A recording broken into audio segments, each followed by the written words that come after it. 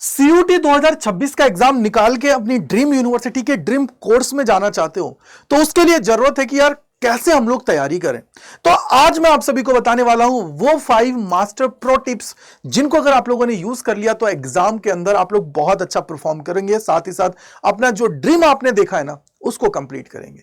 तो क्या टिप्स होनी चाहिए, किस तरीके से आपको आगे बढ़ना चाहिए जिससे आप लोग टॉपर जो सोचता है ना उसके अकॉर्डिंग चीजें कर पाए, तो वही मैं आप सभी को इस वीडियो के अंदर बताने वाला हूं। तो वीडियो को अपने जितने दोस्त हैं, फ्रेंड्स हैं, सभी को शेयर कर दीजिएगा जिससे उनको सभी को भी बेनिफिट हो।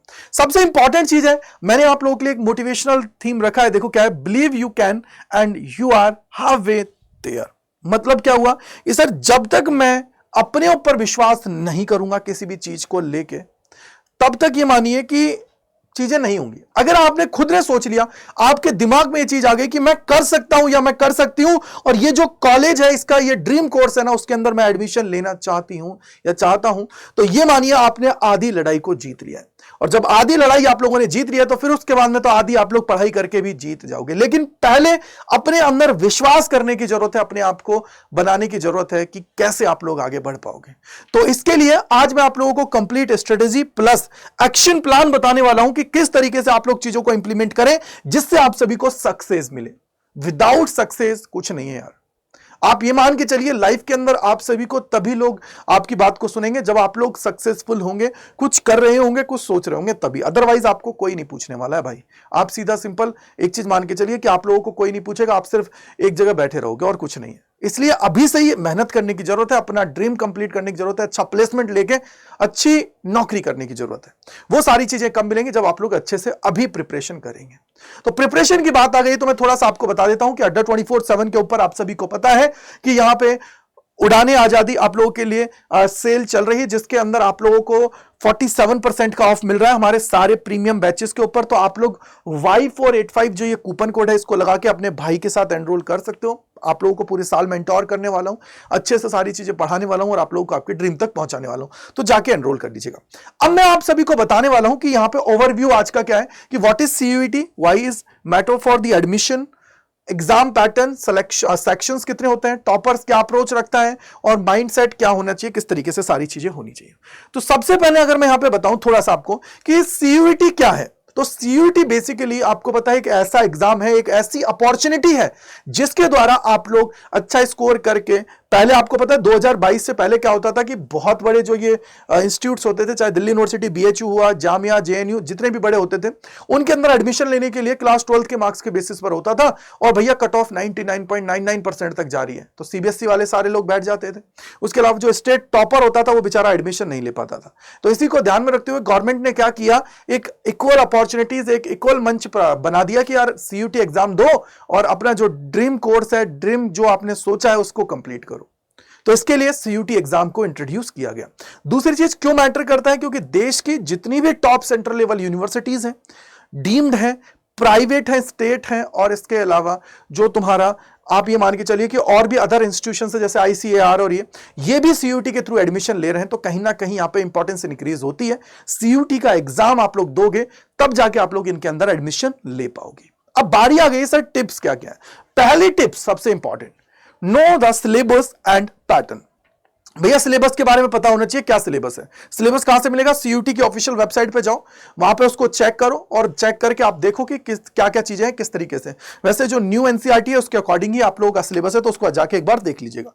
पैटर्न की अगर बात करूं तो आपको पता होना चाहिए कि भैया आप लोगों के 50 क्वेश्चन आने वाले हैं और 50 में से 50 ही आप सभी को करना है, यानी कि सारे कंपल्सरी हैं। राइट करने पर +5 मिलेगा, -1 की नेगेटिव मार्किंग आप सभी की होने वाली है। तो ये आप लोगों का पूरा पैटर्न है, बस सिंपल।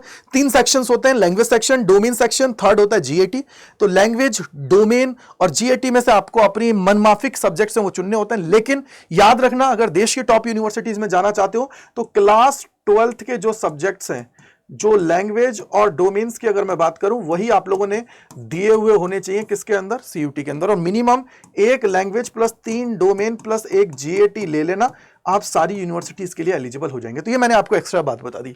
दूसरी चीज है कि भैया स्मार्ट स्टडी प्लान। तो जो आपका स्टडी प्लान है ना वो इस तरीके से होना चाहिए कि यार डेली और वीकली टारगेट्स उसके अंदर होने चाहिए, क्योंकि देखो डेली और वीकली आप लोग टारगेट्स रखोगे तभी जाके आप लोग चीजों को कर पाएंगे।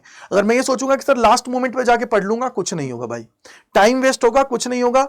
अभी से अगर आप लोग डिसाइड करके चलोगे परफेक्ट, मैं बोलूंगा टाइम टेबल नहीं बन रहा है कोई बात नहीं, लेकिन आप एक चीज देख लीजिए कि यार आज मंडे है तो मैं मंडे को इतना पढ़ूंगा। अगर मैंने सोच रखा है कि मंडे को इतना पढ़ूंगा, इस वीक में इतना पढ़ूंगा, अगर मान लीजिए किसी दिन ऊपर नीचे हो भी रहा है तो वीक का आपको टारगेट मैच करना है, ये ध्यान रखिएगा, ठीक है। दूसरी चीज क्या हो जाएगा, आप लोगों को यहां पे रिवीजन टाइम आपको फिक्स रखना है। जैसे मान लीजिए मैं बोलता हूं कि मैंने सुबह क्लास ली है, फिर उसके बाद में जो दूसरी क्लास है, तीसरी क्लास, चौथी क्लास ली, शाम को मैंने सोच रखा है कि 7 से लेकर 9 बजे तक मैं रिवीजन करूंगा जो भी मैंने पूरे दिन में पढ़ा है, बस।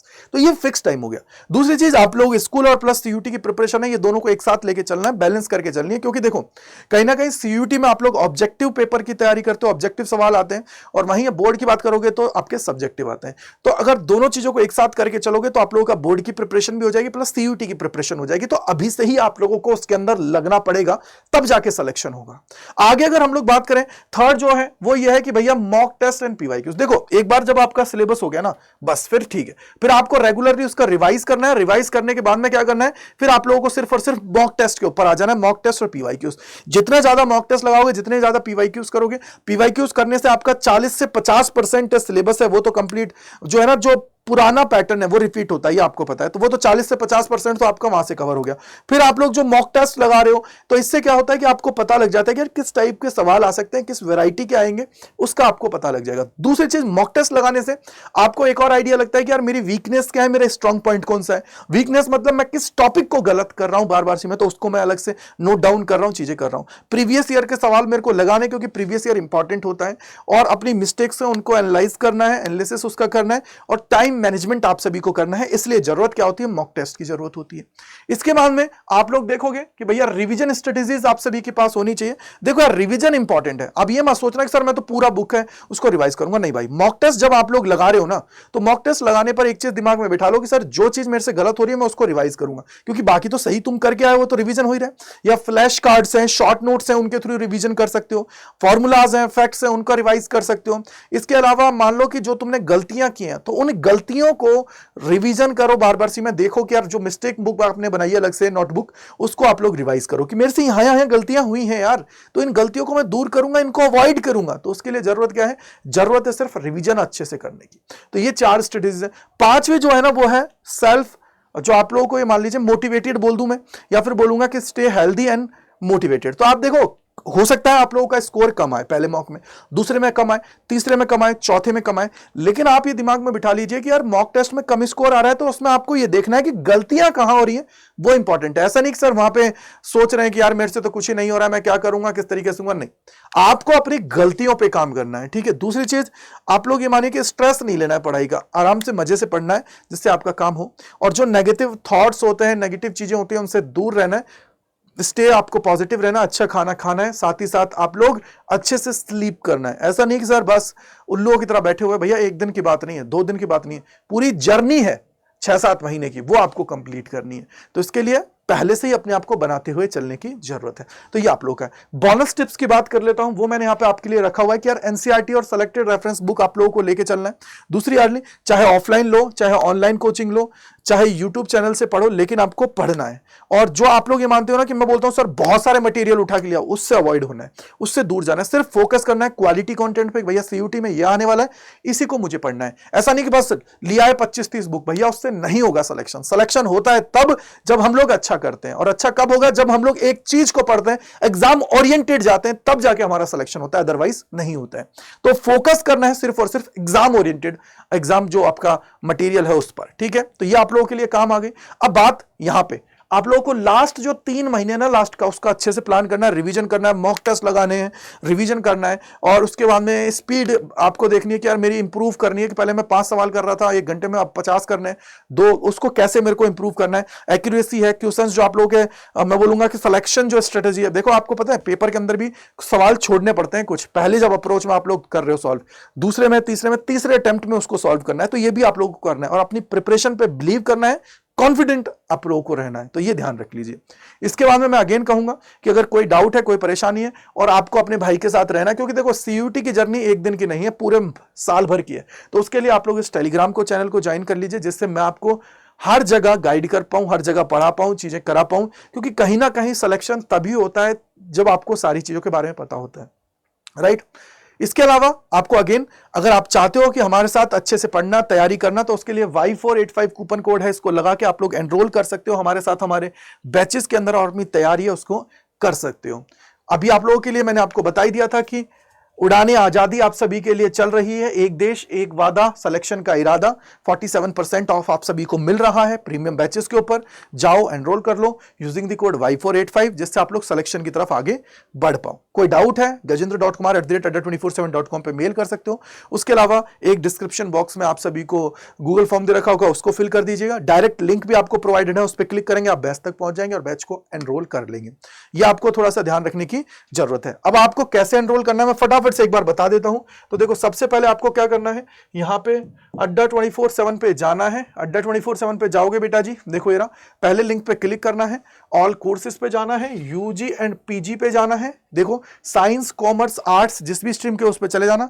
आर्ट्स के हैं तो आर्ट्स पे क्लिक किया, साइंस के हैं तो साइंस पे क्लिक किया। देखो ये रहा, यहाँ पे ये लेटेस्ट बैचेस हैं, ड्रॉपर बैच भी है, और ये है महापैक। मैं आपको हमेशा कहता हूं महापैक के अंदर एनरोल करो। क्यों? क्योंकि इसके बाद में आप लोगों को पूरी साल भर और किसी बैच के अंदर एनरोल करने की जरूरत नहीं है, मल्टीपल रिवीजन आप लोग कर पाओगे। तो इस पे जाना है, यहां पे आप लोग जाओगे, मोर ऑफर्स पे जाना है, कूपन कोड अप्लाई करना है, वो है तुम्हारा बेटा Y485। Y485 जैसे लगाएंगे आप लोगों को ये देखो बहुत सस्ते में आपको ये मिल जाएगा, 8711.61 में। महीने 14 महीने की वैलिडिटी है, प्लस बेटा जितने भी बैचेस आपके आएंगे उन सभी का एक्सेस आप सभी को मिलता जाएगा इसके अंदर फ्री ऑफ कॉस्ट। बस इतना देना है और उसके बाद में कुछ नहीं। सो आई होप आपके सारे डाउट्स को दूर कर दिया है। कमेंट सेक्शन के अंदर लिखिएगा आपका ड्रीम कॉलेज कौन सा है, कोर्स कौन सा है जिसके अंदर आप लोग जाना चाहते हो। Thank you, bye bye to all, God bless you, जय हिंद, जय भारत सभी को।